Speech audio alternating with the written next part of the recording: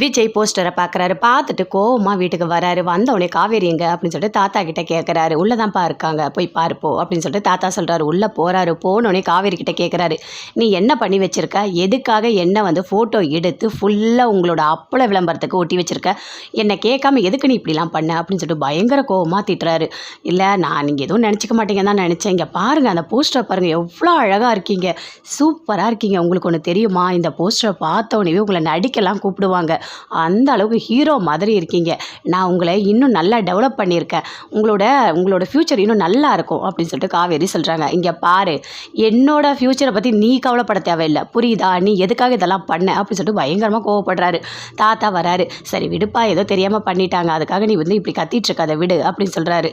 இல்லை தாத்தா, எனக்கு ரொம்ப கோவம் வருது அப்படின்னு சொல்லிட்டு பயங்கர கோவமாக அப்படியே உள்ளே போகிறாரு. அடுத்த நாள் காலையில் நான் ஆஃபீஸ் போகிறேன் அப்படின்னு சொல்லிட்டு கிளம்புறாரு. காவேரி நீயும் போமா அப்படின்னு தாத்தா சொல்கிறாரு. இல்லை நான் மட்டும் தனியாக போகிறேன் அப்படின்னு கோவமாக பேசுகிறாரு. அதெல்லாம் விடுப்பா, கோவப்படாதப்பா, ஏதோ தெரியாமல் நடந்துடுச்சு, நீ காவேரி கூட்டிகிட்டு போ ஆஃபீஸ்க்கு அப்படின்னு சொல்கிறாரு தாத்தா.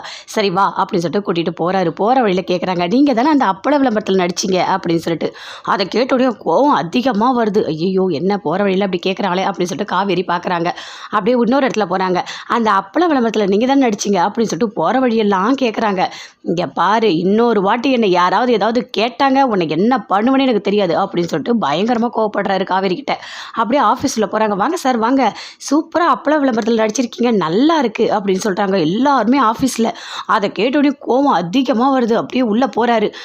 இருங்க ஒன்றும் இல்லை அப்புறம் உங்ககிட்ட பேசுவார் அப்படின்னு சொல்லிட்டு காவேரி எல்லாருக்கிட்டே சொல்லிட்டு உள்ளே போங்க அப்படின்னு சொல்லிட்டு விஜய் உள்ளே அனுப்புகிறாங்க. விஜய் கோவமாக வருது. வர வழியில் எல்லா இடத்துலையும் கேட்குறாங்க, அப்பள விளம்பரத்தில் நடிச்சிருக்கீங்க, அப்பள விளம்பரம்னு. அவ்வளோ கோவப்பட்டுட்டு இருக்காரு. ஐயோ, இவர் எப்படி சமாளிக்கிறதே தெரியலையே அப்படின்னு சொல்லிட்டு காவேரி ஆஃபீஸ்க்குள்ளே போகிறாங்க. உன்னால தானே இவ்வளோ பெரிய அசிங்கம், பாரு வர வழியெல்லாம் எப்படி கேட்குறாங்கன்னு பாரு.